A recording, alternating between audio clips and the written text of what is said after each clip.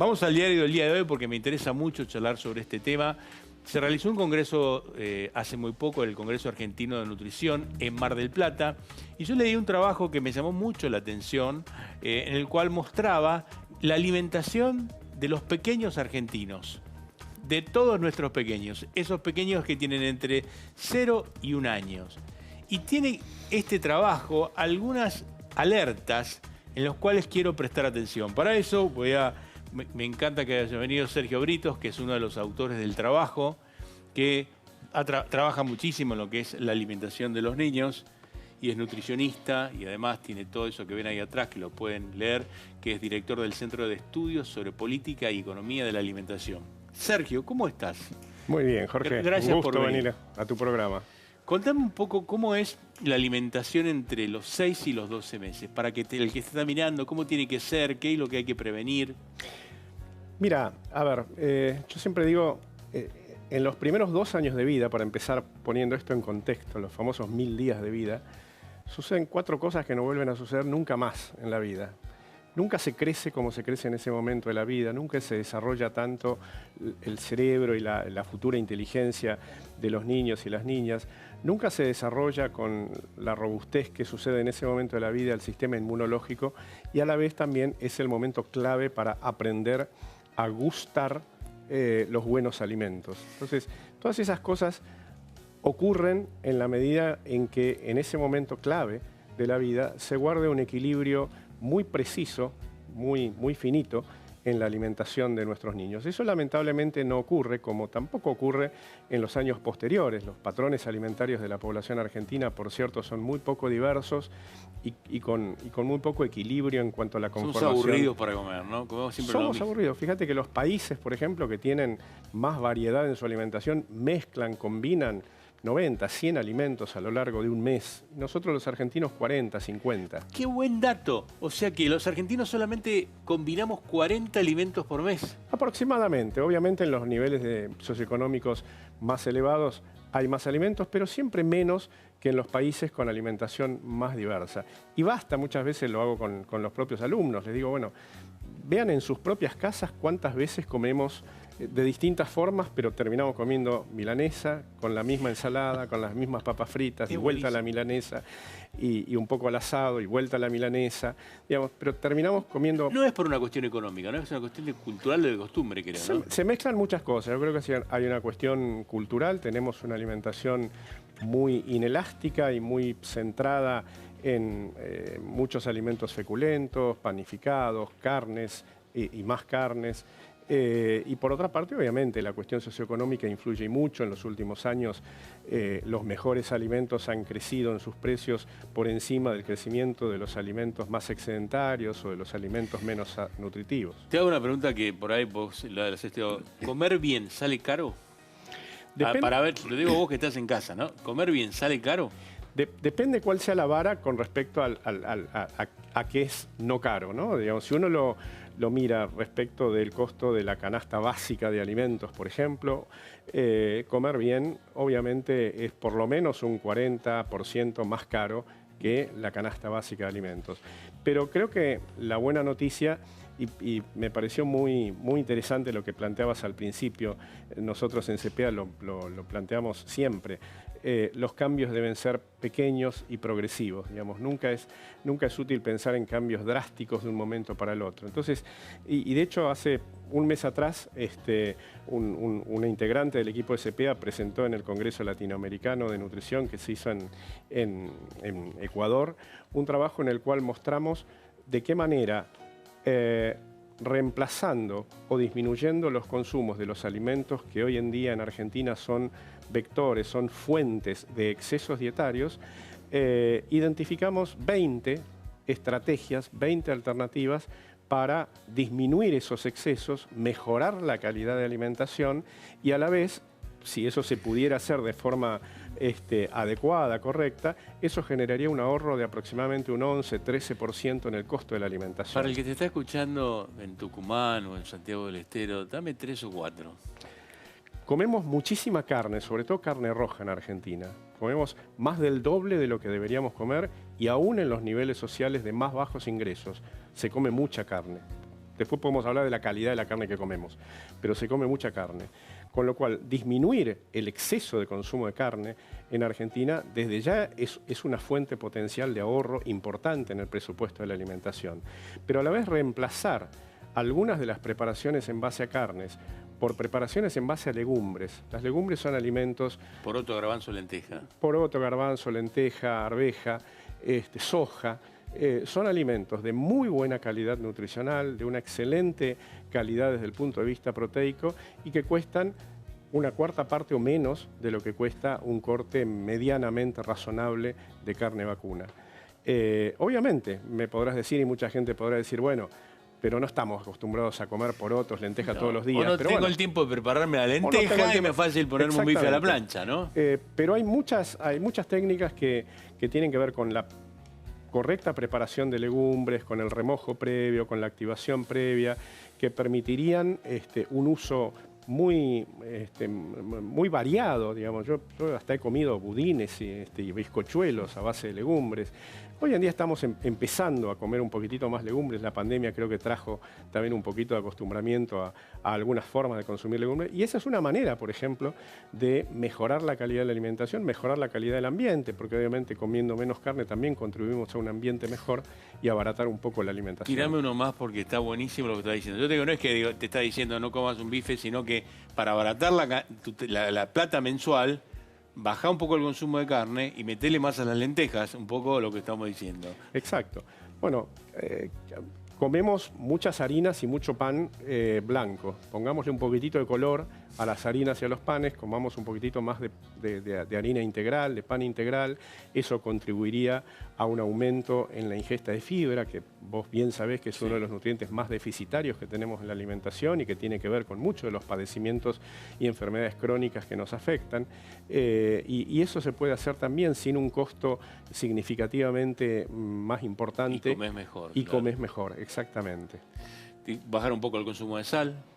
Bajar un poco, por supuesto, el consumo de sal, bajar el consumo exagerado de azúcar que tenemos. Vos sabés que en Argentina la primera fuente de consumo de azúcar, obviamente, casi todo el mundo, seguramente si uno se lo pregunta diría lo mismo, son las bebidas azucaradas. Pero la segunda fuente de ingesta de azúcar en la dieta argentina es el mate. El mate dulce, el mate azucarado. ¿El mate dulce? Exactamente. Somos el país de América Latina que consume más cantidad de mate azucarado y es la segunda fuente de ingreso de azúcar, mucho más, por ejemplo, que las galletitas dulces, que las golosinas, que las facturas. En Mendoza, donde estés, a ver, bajemos un poco el tema del mate con azúcar. Sí, Vero, ¿para qué vamos? Ponele cascarita de naranja, ponele otra cosa, no le pongas azúcar. No, claro. O stevia, que utilizamos muchísimo. Una hojita de stevia. O si vos mirás, nosotros hemos hecho varias investigaciones en comedores escolares de diferentes provincias en Argentina. En los comedores escolares, 5 millones de chicos aproximadamente comen todos los días en los comedores escolares de Argentina. Y una buena parte de ellos desayunan en las escuelas. Y una de las estrategias que, con muy buena voluntad, porque hay que atreverse a cocinar en la escasez de muchas de nuestras escuelas, muchas veces se le agregan, para que el chico esté saciado, cantidades enormes de azúcar al mate cocido, ¿no? Es agua azucarada muchas veces. Acaba ¿no? de decir algo fantástico. 5 millones de chicos comen en la República Argentina en colegios. El desafío de darle comer a esos 5 millones. Totalmente, totalmente. Y sano, que eso es lo que vos trabajás para eso, que es muy loable. Vamos a la que tenemos que comer. Hicieron un gran trabajo de lo que pasa con nuestros niños de 0 a 1 año. Exactamente. Lo que hemos hecho fue tomar datos de la última encuesta nacional de nutrición, que fue hecha por el Ministerio de Salud en el año 2018, y nos interesa conocer qué es lo que pasa con la alimentación en esos primeros 2 años de vida. Tomamos el segmento de niños y niñas de entre 6 y 12 meses de edad y ahí analizamos la alimentación dividiéndola en 3 componentes. Por un lado, la lactancia materna, la leche humana. Por otro lado, los alimentos complementarios diferentes a cualquier forma de lácteo o de leches. Y por otro lado, el componente lácteo, con la finalidad de analizar la calidad de la alimentación, pero segmentándola en esos 3 componentes. ¿Qué es lo que pasa? La buena noticia, en Argentina el 95% de los chicos empieza a tomar la teta. Y ese es un buen dato. 95, ¿en los países 98%. nórdicos pasa lo mismo? En los países, era cortito, ¿no? Pero me metí en un tema que Sí, quiero sí, ver si nosotros tenemos más ese apego con el nene, te lo iba a decir poco académico, ese apego con el nene que en otras culturas, ¿no? No tengo datos recientes de qué es lo que pasa en los distintos países del mundo, pero hasta hace por lo menos 10 o 15 años en los que yo sí estaba mirando esos números, sí. Tenemos más apego. Tenemos por más nuestros- apego. En general los latinos solemos tener más apego que otras culturas con nuestros niños. Y esa es una buena noticia. 95, 98% empiezan la lactancia materna. Al sexto mes de vida, ya el 48% de los niños y niñas dejan de consumir en forma preponderante y en buena cantidad leche humana. O sea, que uno de 2 niños a los 6 meses ya no toma leche. Toma toma menos de lo que debería tomar. No es que no toma, continúan tomando, pero menos de lo que debería tomar. ¿Y qué es lo que pasa? Que a partir del sexto mes de vida empieza la etapa que denominamos alimentación complementaria, porque otros alimentos complementan aquella parte de la alimentación y aquella parte de la ingesta de nutrientes que ya la leche humana empieza a no poder cubrir de manera total. Entonces, a partir del sexto mes de vida es importantísimo que los niños continúen con la práctica de lactancia materna y a la vez incorporen muy buenos alimentos. En nutrición hablamos de buena densidad de nutrientes. ¿Por qué? Porque los requerimientos de un niño a esa edad son, cuando uno lo compara con un adulto, mucho más exigentes. Vos o yo tenemos un requerimiento diario de hierro o una ingesta recomendada de hierro cercana a los 10 miligramos de hierro por día. Y un chico de 1 año tiene aproximadamente 8 o 9 miligramos. La diferencia es que vos o yo comemos 3 veces más que un chico de 1 año. ¿Cómo hace una madre? Porque esto es lo complejo, ¿no? O sea, las mujeres hoy trabajan, no es como mi mamá o mi abuela. Y entonces o le dan la teta o laburan. Y no todos tienen guardería en el trabajo. Porque eso es un poco la realidad, que vos estás en casa me estás viendo eso. Sí, sí. Es complejo. ¿Qué le doy si no le puedo dar leche de vaca? ¿Y por qué no le puedo dar leche de vaca? Bueno, ¿Por qué no le puedo dar leche de vaca? otra buena noticia que también está creciendo, menos de lo que uno quisiera, pero está empezando a generalizarse, es la existencia en muchos ambientes laborales de lo que se denominan espacios amigos de la lactancia. O Está decir, buenísimo. esos espacios en donde la madre puede extraerse leche para dejarla en su casa durante el tiempo que está trabajando y que los chicos, aunque sea con biberón, pero continúen tomando la leche de su madre. Yo creo que ahí también, obviamente que es necesario, entramos en otro terreno, pero es necesario hablar de las licencias, de la modificación del tema de las licencias para que verdaderamente las madres puedan estar durante más tiempo alimentando de manera correcta a sus hijos, generar más espacios amigos de la lactancia. Pero de todas maneras, y cuando razones justificadas o la propia decisión de la madre hagan que la lactancia decaiga, bueno, ahí nuestras propias guías de práctica clínica en materia de alimentación complementaria, que son guías oficiales, elaboradas y difundidas por el Ministerio de Salud, plantean 2 opciones.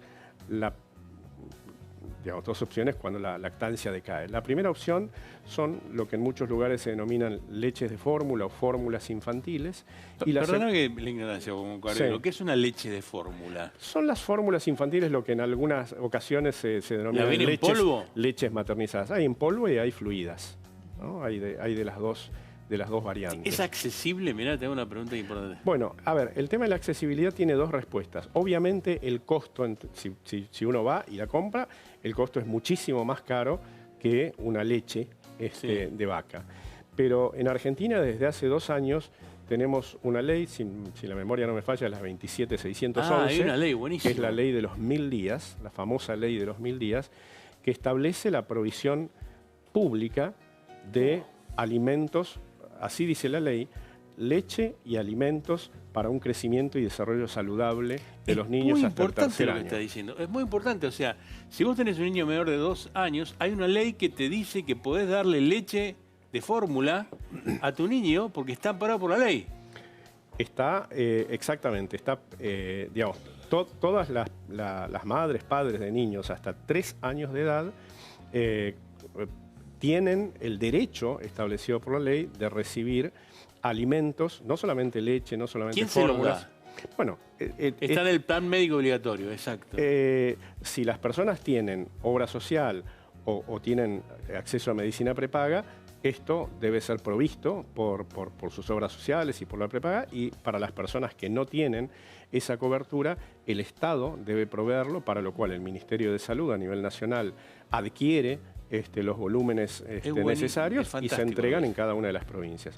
Obviamente la ley, como muchas veces sucede en Argentina, está teniendo algunas fallas en su implementación, pero es bueno recordar que existe. También es bueno recordar que todos aquellos niños y niñas que tienen algunas deficiencias congénitas muy particulares, muy específicas y que requieren alguna fórmula infantil muy específica, también la ley contempla este tipo de leches medicamentosas. Primero, no sabés la alegría que me das, porque no sabía esto y vos que estás en casa tampoco, mucha gente no lo sabía. O sea, vos tenés tu hijo con lactancia materna hasta los 6, 7 meses. Vos podés después darle a tu hijo o tu hija una leche de fórmula. Sí, ahí yo permitíme, Jorge, quiero hacer la aclaración de que solamente cuando hay una razón justificada y prescripta por el médico, que de alguna manera justifica el por qué se deja la lactancia materna, solo en esos casos obra este derecho y esta provisión. ¿Qué es lo que pasa si empiezo a darle leche de vaca? ¿Qué es lo que encontraron en el estudio? ¿Excesos de...? A ver, hay 4 o 5 nutrientes que son claves en este momento de la vida. Por un lado, las proteínas y el sodio y también el azúcar son nutrientes que pueden encontrarse en exceso en la alimentación de estos niños. Parece un contrasentido porque muchas veces hablamos de la falta de proteínas, pero en verdad en el primer año de vida la cantidad de proteínas que debe recibir un niño a través de la alimentación es una cantidad que no debe excederse en mucho de la recomendación. ¿Por qué? Porque el sistema renal, por ejemplo, de los bebés está todavía inmaduro como para soportar una carga renal de proteínas y de sodio importante. ¿Y qué pasa? La leche de vaca tiene más del doble de sodio o más del triple o hasta el triple de la cantidad de proteínas que tiene la leche humana, con lo cual es estar exponiendo al niño a una carga renal para la cual no está adecuadamente desarrollado. Por otra parte, hay varias investigaciones desde hace ya unos cuantos años que señalan la asociación entre una ingesta elevada de proteínas en el primer año de vida y el desarrollo futuro de sobrepeso y obesidad, que es la enfermedad más importante en términos nutricionales en el mundo y en Argentina. Por otra parte, la leche humana, a diferencia de la leche vaca, tiene una concentración, lo mencionabas cuando hablabas de la chía, de ácidos grasos omega 3 que son esenciales en este momento de la vida. La leche humana tiene un contenido de vitamina D que es fundamental para el desarrollo adecuado del sistema inmune, que no está presente en la leche vaca. Por lo tanto, si un chico no está expuesto a leche materna en cantidad suficiente, la leche de vaca es en algunos nutrientes excedentaria en relación a las recomendaciones para esta edad y en otros nutrientes es deficitaria. Sergio, mira, quiero terminar esto, pon esta placa y si tenés un niño, nunca se vuelve a crecer, tanto como de 6 a 12 meses. ¿Puedes repetir esto? Yo decía que en este momento de la vida ocurren cosas que no van a volver a ocurrir nunca más, ¿no? Que son las que están en la placa, ¿no? El crecimiento, el desarrollo de la inteligencia futura, la robustez del sistema inmunológico y la formación de hábitos alimentarios saludables y perdurables en el tiempo. Un chico que en el primer año de vida, lo estoy experimentando porque tengo un nieto de 8 meses, con lo cual es mi primer nieto. Bueno, yo también tengo un nieto de muy chiquito y de verdad, lo experimento. Un chico que no acostumbra a ingerir dulces, va a ser un adulto que no va a endulzar mucho el mate ni ninguna otra bebida. Lo mismo pasa con la sal. Tiene razón Fiorella, que la vuelvo loca, que no me deja dar la viñeta ni una galletita. No le des. Espero que estés escuchando esto, mirá. Claudio, vos decís, sí, me tortura cada vez que viene. Bueno, la verdad que estoy muy contento que estés con nosotros. Dijiste 2 cosas muy importantes. Por ahí no te alcanza para tener una alimentación saludable porque la plata está compleja y van a venir meses complejos. Bueno, pasar de carne a legumbres, pasar de pan blanco a pan integral, esas cosas. Quiero que vuelvas a ver esta charla porque es muy importante para todos. Sergio, muchísimas gracias. Gracias a vos, Un Jorge. placer y te felicito igualmente por el gran trabajo que hacen en el Centro de Estudios. La verdad que es un gran trabajo. Bueno, muchas gracias. Un placer. Bueno.